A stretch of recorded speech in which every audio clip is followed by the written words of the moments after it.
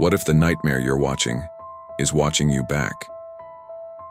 A famous streamer discovers a deep web channel that broadcasts the horrifying lives of those trapped inside. But when he investigates, he uncovers a chilling truth. He's not just watching them, they are watching him. Will he escape before the live stream turns into his final show? Keep watching, but be careful. The next victim could be you. If this story interests you, don't forget to subscribe to our channel. Tell us about your stories and where you're watching from. It was late at night when Nathan, a popular streamer, sat down in his dimly lit room preparing to go live. He had just finished a marathon gaming session and was scrolling through his feed when something caught his eye. An anonymous link titled "The Last Stream" appeared in a private message. Curious, Nathan clicked it without hesitation. The page loaded with a chilling sound. The screen displayed a live feed, not of a game, but of a dark, musty room with a faint silhouette of a person chained to a chair in the center. The image was grainy, and the person's face was hidden in the shadows. Nathan's curiosity turned to unease as he stared at the screen. The feed flickered for a second, and then, clear as day, the person's face appeared. Only it wasn't a stranger. It was someone he recognized, himself. A cold shiver ran down his spine. "Who's behind this?" he muttered, his heart racing. As he tried to close the browser, the screen froze. Then the message popped up. "You're next." The horror wasn't just on the screen anymore. It was in his room. The lights in Nathan's room flicker and the door behind him creaks open. Nathan's heart pounded in his chest as the door behind him creaked open. He turned around quickly, expecting to see his roommate or perhaps some prankster, but there was no one there. His room felt colder now, the air heavier. His hand trembled as he grabbed his phone and tried to call his best friend Sarah, but the call wouldn't go through. The screen was frozen, just like his computer. His eyes darted back to the monitor. The live feed was still on, the camera slowly zooming in on the figure tied to the chair. It was definitely him, Nathan. But how? "This is insane," he whispered to himself, rubbing his temples as panic began to set in. Frantically, he started researching. He typed in the link he had clicked earlier into his search bar. "The last stream." Nothing, no results. It was as if the link had never existed. The live feed on his computer flickered once more. This time there was a new message on the screen. "We are watching you." Nathan bolted upright, his breathing rapid. He scanned the room, his gaze lingering on the shadows in the corners. Every little creak, every slight shift in the room sent his mind into overdrive. He grabbed his jacket, determined to get out of the house and get help. But when he reached the door, it wouldn't open. Panic surged as he pulled and tugged at the handle, but it was stuck. Desperately, he slammed his shoulder against the door, but it didn't budge. That's when he heard it. A soft, almost imperceptible sound. It came from the corner of the room. The room was still except for one small movement, the chair in the live feed. It had turned ever so slightly.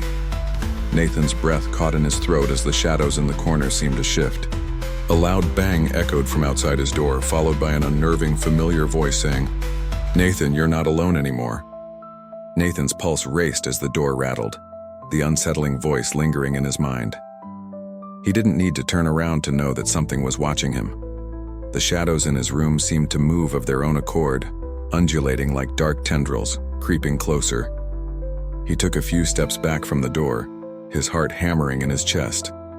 He was trapped, isolated, and the cold feeling from earlier was now suffocating him. The feed on his computer screen was now full screen, and there was no denying it anymore. The man in the chair was definitely him. His own face, wide-eyed and terrified, stared back at him from the screen, eyes flicking side to side as if searching for something, someone. Nathan stumbled backward, his eyes glued to the screen as the figure in the chair started to twitch and jerk violently.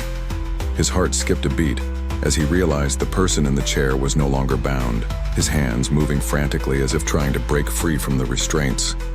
Then a new message appeared on the screen. "It's too late for you, Nathan. You're already ours." The hair on the back of his neck stood up. This couldn't be real, right? He had to be dreaming. There was no way this could be happening, but the fear crawling under his skin told him otherwise. His phone buzzed. He grabbed it, his hands shaking, and saw a message from Sarah. "Where are you? I've been trying to reach you all night."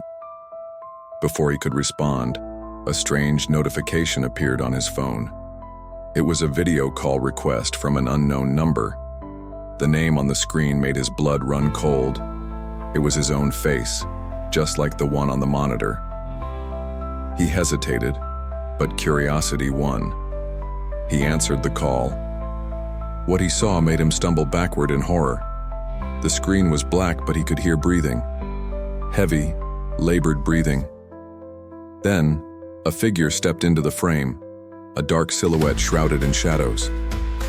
Nathan's own voice came from the figure's mouth, whispering, "You shouldn't have answered, Nathan, we're already inside." The figure's face was still shrouded in darkness, but there was no mistaking the sound of the voice. It was his own.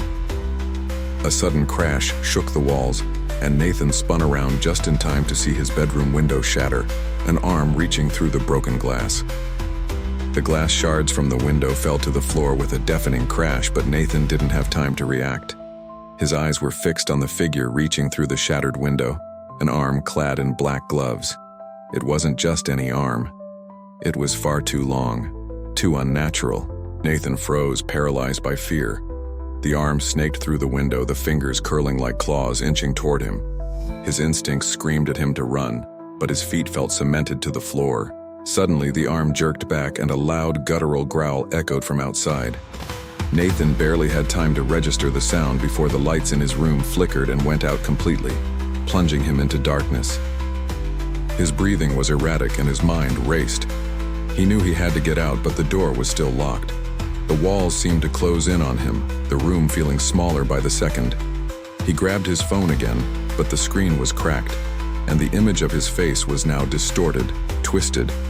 Out of the corner of his eye, something shifted in the darkness. His gaze snapped to the full-length mirror across the room.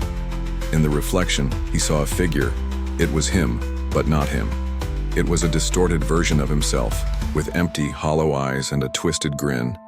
His breath caught in his throat. The reflection moved on its own, its eyes following him as he slowly backed away, the grin widening. "You can't escape," it whispered, its voice echoing in his mind. Panicked, Nathan grabbed the closest object, a lamp, and hurled it at the mirror. The glass shattered with a deafening crash, but the figure didn't disappear. Instead, it crawled out of the mirror, its face now fully visible. The face was a grotesque, nightmarish version of his own, with blackened veins running through the skin. The figure began to approach him, moving unnaturally fast, its limbs jerking in strange angles like a puppet controlled by invisible strings. Nathan's pulse raced as he turned and fled, but his feet were heavy. He stumbled over furniture as the distorted version of himself followed, laughing in a low, menacing voice. As Nathan reached the door and tried to break through, the lights flickered again. He caught a glimpse of the figure's face in the reflection of the door, and it was no longer a reflection. The figure was standing right behind him. Nathan's heart pounded as he shoved his shoulder against the door, desperately trying to force it open. The laughter behind him was growing louder, more disturbing, as if the figure was getting closer. He could feel its breath on the back of his neck. He glanced behind him, but there was nothing. Just the twisted reflection of his own fear in the glass of the door. He slammed his body against the door once more, and this time it creaked open. Without thinking, Nathan rushed into the hallway, stumbling down the dark corridor. His mind was racing. His thoughts were scattered. Why was this happening? Who was doing this to him? But the answers eluded him, and the fear that gripped him only grew stronger. The hallway was eerily quiet, save for the sound of his own breathing. He looked around for an exit, anything to escape this nightmare. He reached the stairs and bolted down them. But when he reached the bottom, the door to the outside world was locked, just like every other door in the house. Frustrated, he turned back, but the hallway was no longer the same. It had changed. The walls were closing in, the narrow space becoming even narrower, and the ceiling seemed to lower. His surroundings were distorting, the air thickening, as if the house itself were alive, and it was trapping him. He backed away, his eyes darting around in panic. The walls were no longer straight but warped, bending as though they were breathing. The floor beneath him felt like it was shifting. Suddenly, the door behind him slammed shut with a thunderous bang, trapping him in a room he didn't recognize. It was the same room from earlier, the one with the mirror and the chair, the one he'd tried to escape from. No, this can't be happening, Nathan gasped, his breath coming in shallow bursts. He turned in circles, trying to make sense of the twisted, changing space. He ran to the corner of the room where a small door stood. With trembling hands, he grabbed the handle and pulled. To his horror, the door led to another hallway, and at the end of it was the very same room he had just fled from. It was as if the house was repeating itself, trapping him in a loop with no end. Desperately, he pounded on the walls, screaming for help, but the sound only echoed back at him, mocking him. The walls were alive, the house was alive, and he was stuck in its never-ending cycle. Suddenly, the floor beneath him gave way and Nathan plunged into darkness. He landed with a heavy thud, gasping for air. When he opened his eyes, he saw the same figure standing over him, grinning with that twisted smile. "You're home now," it whispered. Nathan gasped, his body aching from the fall. He tried to push himself up, but his limbs felt heavy, as if he were moving through thick mud. He blinked his eyes, trying to clear the fog in his mind. The room was pitch black, but he could feel the presence of something watching him. The laughter from before echoed faintly in the distance, sending a chill crawling down his spine. He slowly stood, his feet unsteady, and his fingers brushed against something cold, a metal chair. His heart stopped. The chair from the video, the one he had seen earlier in the distorted feed. Before he could react, a dim light flickered on. The room was revealed to him in its full horror. It was a small, decrepit basement. Old equipment lined the walls, some of it covered in dust and cobwebs, but it was the monitors that caught his attention. Multiple screens surrounded the room, all showing different angles of the house he had just been in. His own house. The twisted version of himself appeared on one of the screens, sitting in the same chair, eyes wide and staring into the camera. The man's grin widened, impossibly so, and Nathan's blood ran cold. He was trapped inside the feed. This was where it all started. But why was it happening to him? A voice crackled through the speakers, distorting as it spoke. "You've been the star of our show, Nathan. You've been watched for days now, and the finale is about to begin." Nathan's breath quickened. This was no coincidence. This had all been planned. He turned sharply, looking for an exit, but the door was now gone. The walls seemed to pulse as if they were alive, and the floor beneath him groaned as if it were shifting. The room was getting smaller, closing in, the shadows stretching to surround him. He felt a cold hand on his shoulder, and his skin crawled. He spun around, but there was no one there.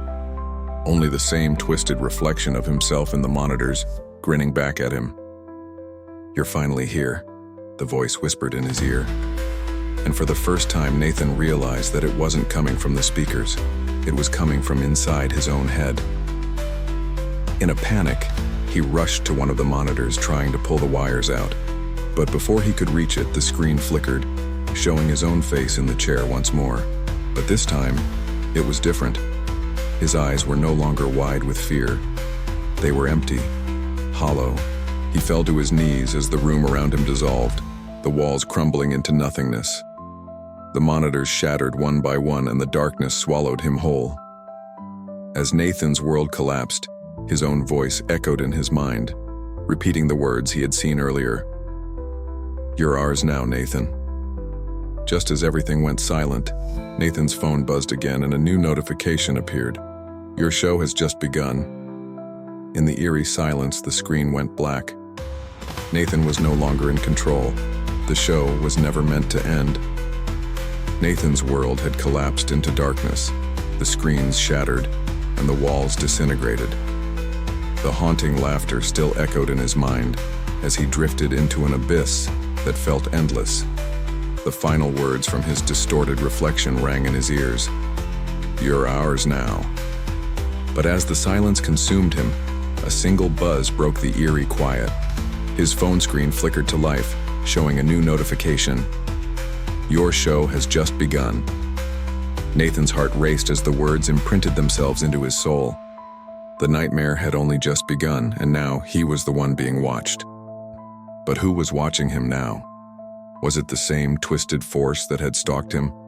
Or was there something far darker awaiting him in the void? The answers would never come, at least not yet.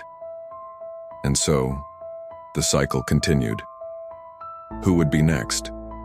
Will you be next? What did you think of Nathan's descent into the unknown? Your comments and thoughts are always welcome. If you enjoyed the story, don't forget to share it with others who love a good scare. Who knows? Maybe someone you know is already trapped in their own nightmare.